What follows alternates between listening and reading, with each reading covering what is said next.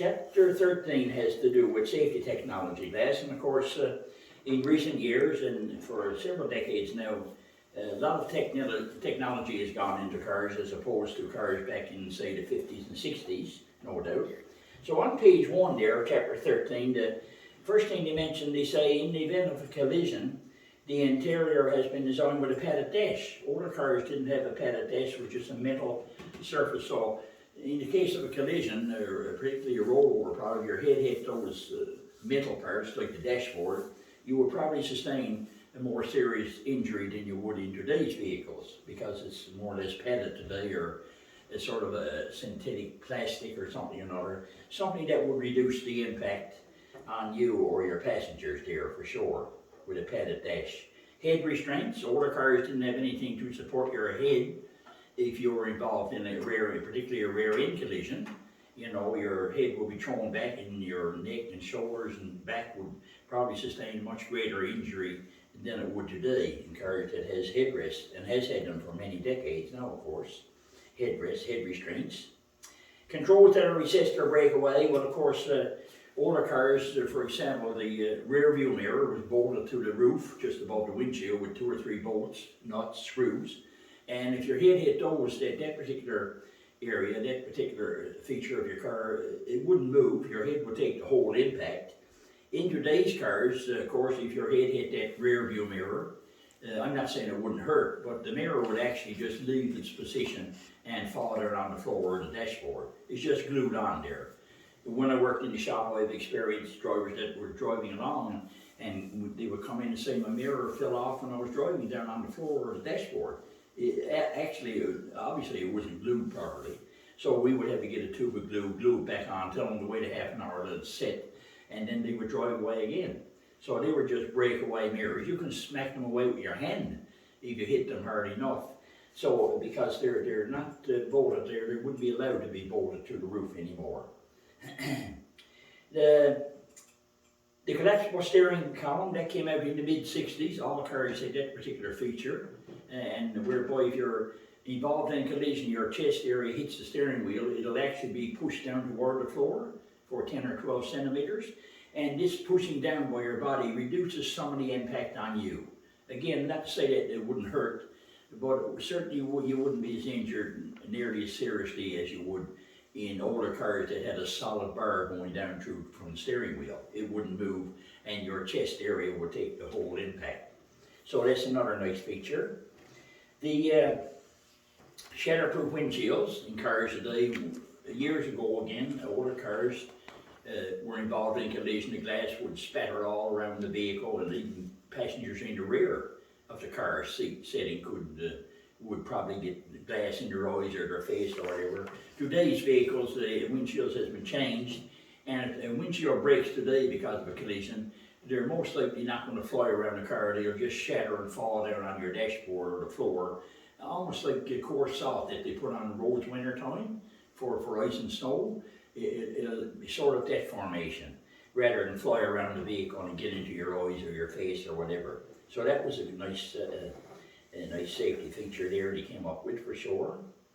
The vehicle has energy absorbing bumpers to minimize low speed impacts around parking lots now. If you're backing into another vehicle or a pole or whatever the case might be, your bumper will be pushed in, and when you move away from that particular place, the bumper will come out in place again and probably very little damage done to your vehicle. Collapsible bumper, there's 2 little shots on the rear bumper on both sides, same in the front. Bumpers on cars today, you can't see them, but they're there. They're inside and under that plastic there, and has these shock absorbing bumpers there. Shock absorbing bumpers, if you want to call them. The front and rear sections are developed to crush. Behind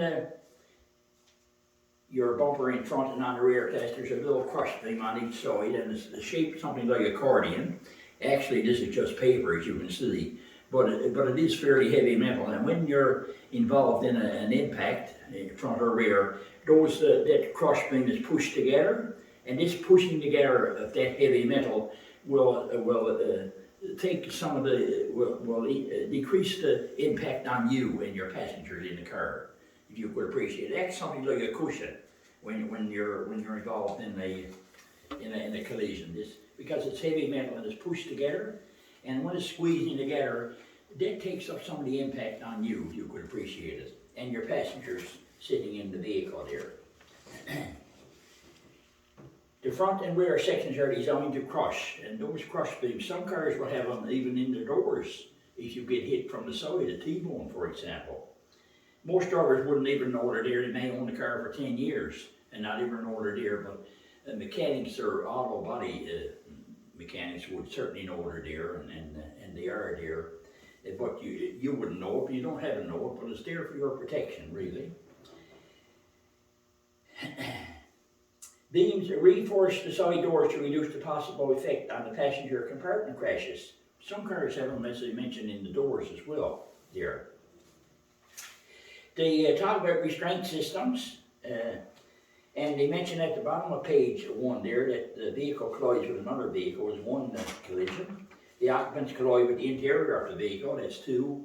And of course the interior organs collide with the interior of the body cavity. That would be a very high-speed collision, I would think, class, whereby what they're saying there is that your heart and lungs and the organs in your body wants to move outside from the impact, and that would be a high-speed collision, but I guess it's possible for sure.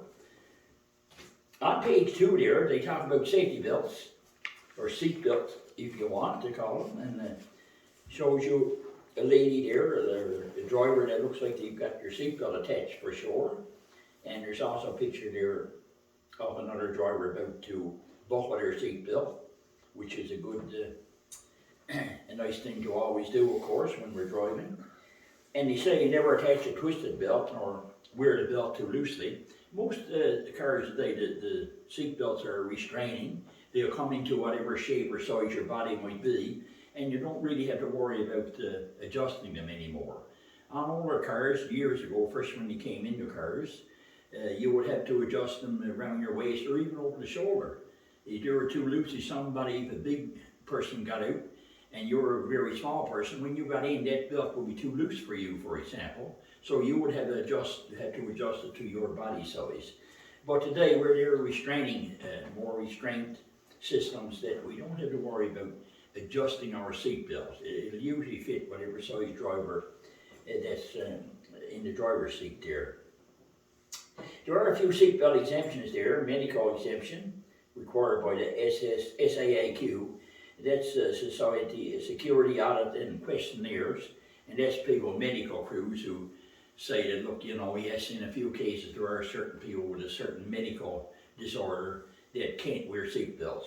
So in that case, you would have to get a note from your doctor or your hospital, and if you were pulled over because you didn't wear a seatbelt, you will be granted a pardon in those cases. I don't think too many drivers have them, but maybe in rare cases, depending on your condition, it's possible that you would have to get a letter or a note from your doctor.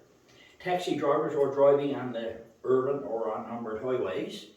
They don't have to wear their seat belts legally. If there's no passenger in their car, as a rule, they shouldn't be wearing seat belts. But I bet you'll be called a taxi here today and you drove up, I doubt they would have their seat belt on. I'm not saying they wouldn't, but I don't think a lot of them would probably. But as soon as me or you stepped in the car as a passenger, they can legally disconnect their seat belt. And the reason being, of course, there's so many taxi drivers has been mugged and robbed over the years because they usually know they carry a lot of money sometimes. So, and if the passenger is sitting in the rear of the vehicle behind the driver, and if they had their seatbelt attached across the chest area, they could grab the seatbelt and actually strangle the taxi driver with their own seatbelt. So for that reason, they're exempted from wearing seatbelts, taxi drivers. All drivers while reversing, even yourself, if you're backing up your car, reversing, you can unbuckle your seatbelt, and even in doing your test, parallel angle parking, you think you can do a better job by releasing your seatbelt, it's okay, you wouldn't be penalized for it. But I don't think many drivers do. I don't know of any. There's probably a few, maybe, I don't know. But in any event, it's there if you have to use it, if you feel more comfortable when you're reversing or backing up. On page 3 there, they talk about airbags. And of course, they show you a picture of a couple of airbags deployed there in the driver's seat. And certainly, as you can see, they will protect the driver and the passenger there, no doubt. Airbags do not replace safety belts, of course. Used together, the possibility of a fatality is reduced by 70%. That's a big percentage there, Tess, almost 3/4 of a chance that you wouldn't be seriously injured because you have your seatbelt buckled and of course your airbag is there ready to protect you. They say the airbag alone is 35% and the seatbelt alone is 20%, but when they're used both together at the same time, it's a total of 70% protection. That's a lot of protection, class, there for sure, you know. The risk, they say, it doesn't take long to learn that the force of air, the bag deploying, can hurt those who are too close. The first 5 to 8 centimeters, they say, is the worst there. Too close can occur when an occupant, typically unbelted or leaning out of position, is thrown forward just before the crash. So, as we talked about earlier, Tess, make sure that you have to have yourself seated comfortably and be able to be comfortable with the steering wheel, comfortably with your foot on the accelerator and the brake pedal, and be able to reach your controls of your vehicle. But in the meantime, try and position yourself at that point as far as possible from the center of your steering wheel. So it might take a bit of research first. And as I said, with regards to your brake, put your foot underneath the floor, underneath your brake pedal. And if you can rest your foot flat on the floor at that point from your driver's seat, it's a good indication that your seat is probably adjusted correctly.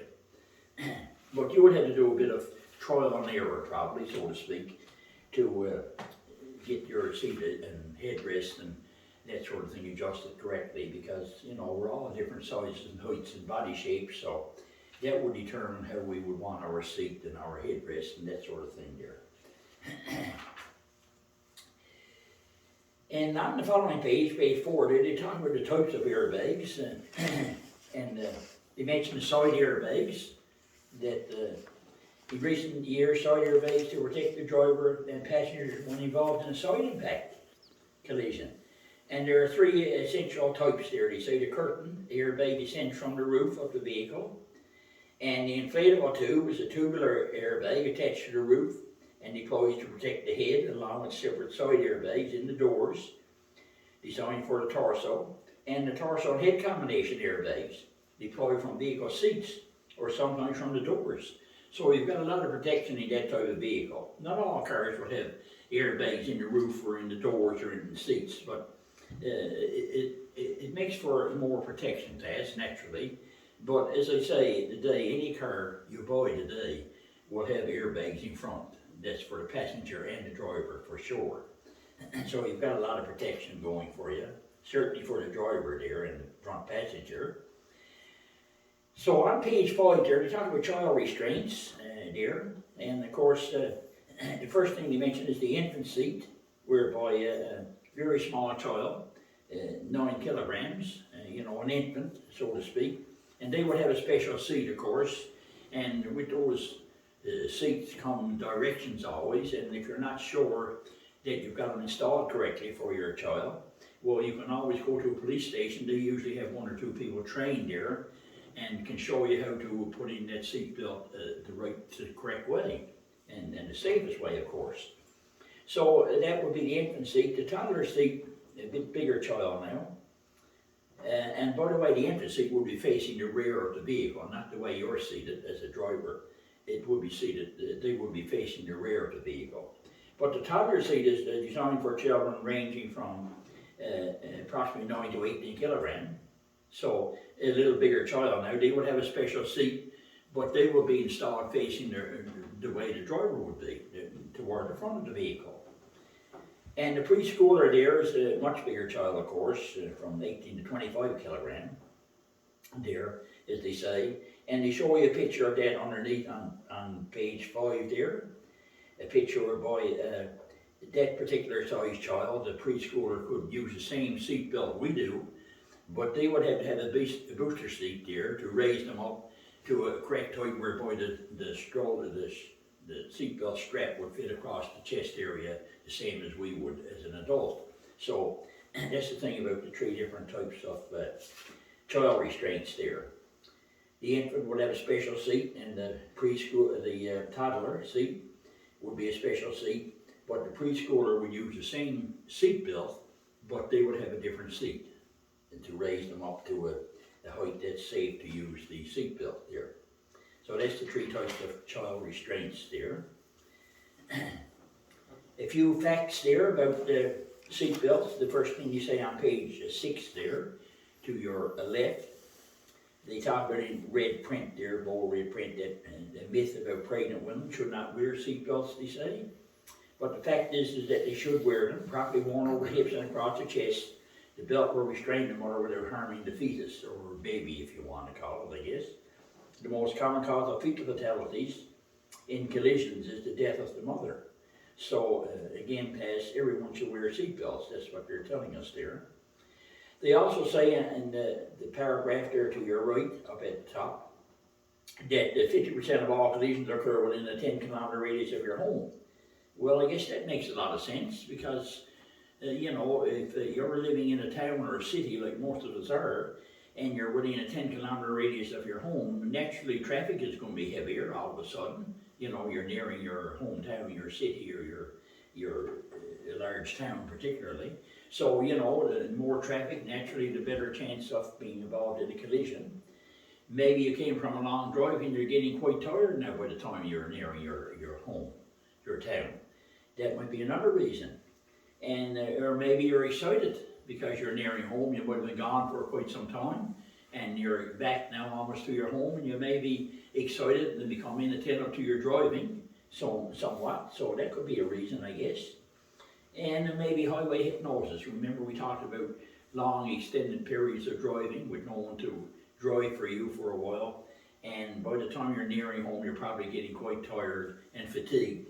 And of course, highway hypnosis takes over, and you could be involved in a collision as well. So those might be a few reasons why when you're nearing home, they say 50% of all collisions occur within a 10-kilometer radius of your home. So it kind of makes sense that, yes, that's probably the reasons there, you know. Other safety technology on the bottom of page 6.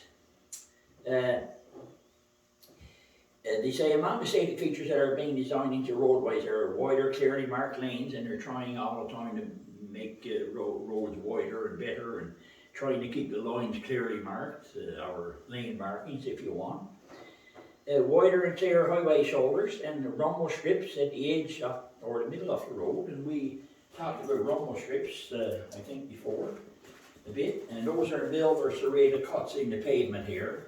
And that when your tire runs over the edge line out onto this rumble strip, you can actually hear the different, from your different usual road noise of your car, and it could grab your attention. God forbid if you dozed off for a second, or if you were distracted looking at somewhere where you shouldn't be. So it probably would have prevented many collisions over the year, or actually going off into ditches, that rumble strip. It's been introduced now some, I'll say approximately 14 years ago, 13 or 14 years, the rumble strip. It's along a lot of our highway, not everywhere, but a lot of highways have that particular feature now. And it makes for, it does probably help to prevent a lot of accidents, that's no doubt, or collisions with embankments or going over the road or whatever. So, pilot dots or other lane markers that can be felt or reflect at night, and we have those going up toward Bay Bowes. I don't know if you're familiar with that area or not here. And they have reflectorized, the center line has reflectorized pot dots there. Elimination of grade intersections, new design median barriers that minimize vehicles from rebounding into traffic. Breakaway signposts, some provinces have breakaway signposts whereby if you hit them or happen to collide with them for some reason or another, they'll just actually break away and you would probably not do much damage to your vehicle. The new penetration of guardrails that reduce, new design of guardrails that reduce the penetration of guardrails into your vehicle.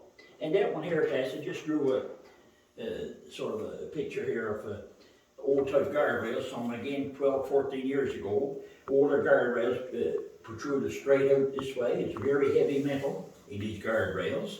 And of course, When cars were involved with guardrails, approaching a guardrail, collided with the end of the guardrail, this actually penetrated through the vehicle over the engine into the front seat compartment of the car, and actually have killed or seriously injured the driver or the passengers. So engineers said, well, we got to do something about it. So about, I'm saying 14 years ago, I think you're right around there, that they took this away here and put the guardrail in down approximately a 45-degree angle into the ground here. And of course, then if your car hit it, would be deflected to one side or the other, and it wouldn't penetrate into your vehicle and kill or seriously injure the front passenger or the driver for that matter. So this is why that's been changed from many years ago now, of course. Crash attenuators such as liquid or sand-filled vinyl drums in front of the barriers or cement columns, and we have those situated on another construction site to guard us away from a hazard there. Collector and distributor lanes on high-speed, high-density highways to separate slower moving, entering traffic. And a lot of those flats are situated whereby an expressway or a really big highway, let's say, goes through a community, and people coming out of their driveway would have a harder time merging with traffic at such a high speed.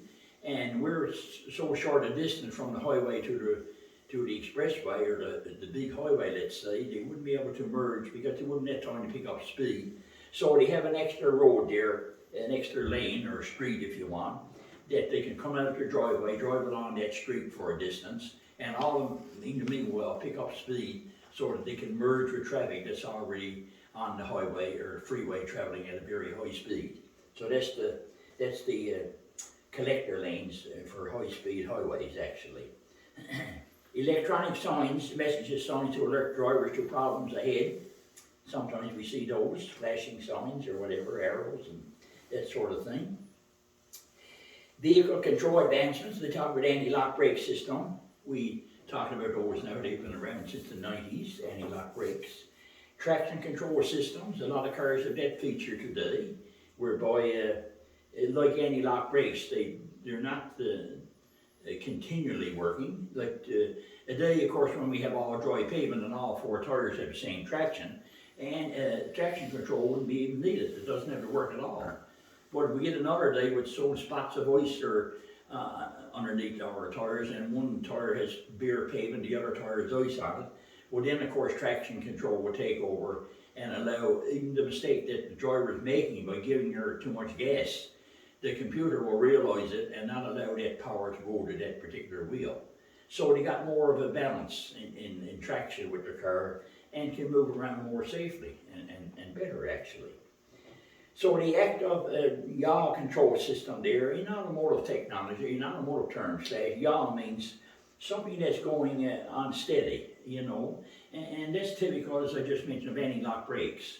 We put our foot on the brake, firm, steady pressure, that's what we need, but the brakes are not applied completely, and they don't stay applied. They just apply and not allow the wheel to stop, but they keep the wheel going slowly, and then they release. And they apply again and release. So it's not steady, unlike older vehicles. When you put your foot on the brake was on until you actually move your foot away from the brake pedal. So, and of course traction control is the same thing. It may work one day a lot, the next day it may not work at all, when we have all dry pavement, for example. So the suspension systems there on page 7 as well. On many new vehicles, the suspension system is active. It can adjust to road conditions, vehicle balance and vehicle speed and body roll, various sensors and information through the electronic control system. And of course that allows for more safer steering and stopping and accelerating, whatever we need to do. All of these actions occur instantly and go unnoticed by the driver. The driver doesn't have to worry about it because, as we say, class, on new modern cars, the computer is correcting our mistakes if we make any. The concept is to keep the vehicle level while each tire pushes against the road surface, and with a constant force despite weight shifts during cornering and hard acceleration and hard braking. So, you know, the computer does a lot of work, class, that we don't even realize in our vehicles today. The next one there, active steering controlled steering systems that have the ability to adjust steer angle and steering input or camber angle. And that has to do with the front geometry, of your vehicle, camber, caster, toe out and toe in. It all has to do with how much your wheels are tipped in or out on top, or how much they're turned in or out in front, toe in, toe out. So that's steering, that's alignment of your vehicle. So a lot of newer vehicles, higher end vehicles, will adjust themselves, as opposed to a lower end vehicle would have to take the car in and get it put on a visualizer and get the caster and camber angles set properly, the toe out and toe in adjusted. So that would be active control steering on newer higher end vehicles there. Vehicle construction improvements, they mentioned there on page 8 is the crumple zones that we talked about, our little paper accordion there, remember, that helps to lessen the impact on us in our driver's seat or the passenger seat, or even if we're sitting in the back seats. Improved door security, door fasteners usually resemble those found in the interior of typical home and generally flew open in a crash. Improvements have been engineered so that the locks and the door latches stay closed under most severe conditions and impacts. But in any event, class, make sure they're locked. Even on older cars, you have to lock them manually.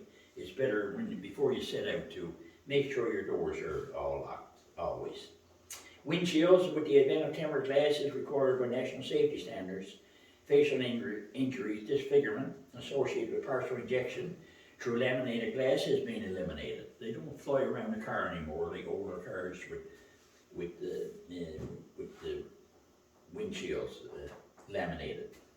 Headlights, in the past 15 years, headlights have undergone dramatic improvement in terms of level, illumination and focus and reliability. And of course, backup warning devices on most vehicles, as they mentioned here, or all vehicles since 2015. And they were on a lot of vehicles even before 2015, but not all. And they mentioned there are many aftermarket systems are available that can be purchased and installed on your vehicle if it doesn't already have it. It could be a little bit expensive, but it could be installed there. The technology varies. Some use radar, microwave, ultrasound, or cameras. The result is the same. The alert system warns you before you back into something or someone. Backup cameras or backing sensors emit an audible signal or a synchronized voice, or a combination thereof to warn the driver. You know, a voice will come in through your dashboard telling you how far you were away from a certain hazard. And not on all cars, of course, but certainly on a few that's already been on the market for a while now. And it allows for a better, more safer. Some cars will allow you to park and you don't even have to turn the steering wheel. You just use the gas in your brake, and the correct amount of steering wheel will be done automatically for parking. So the technology, there's just no end to it. So that's it, class, when it comes to safety technology in cars. Of course, every day they're trying to improve and add new things to vehicles, and it's actually hard to keep up with all the changes that are coming. But I guess they're all for our safety. That's what it's all about here. So that's about it for chapter 13 here today.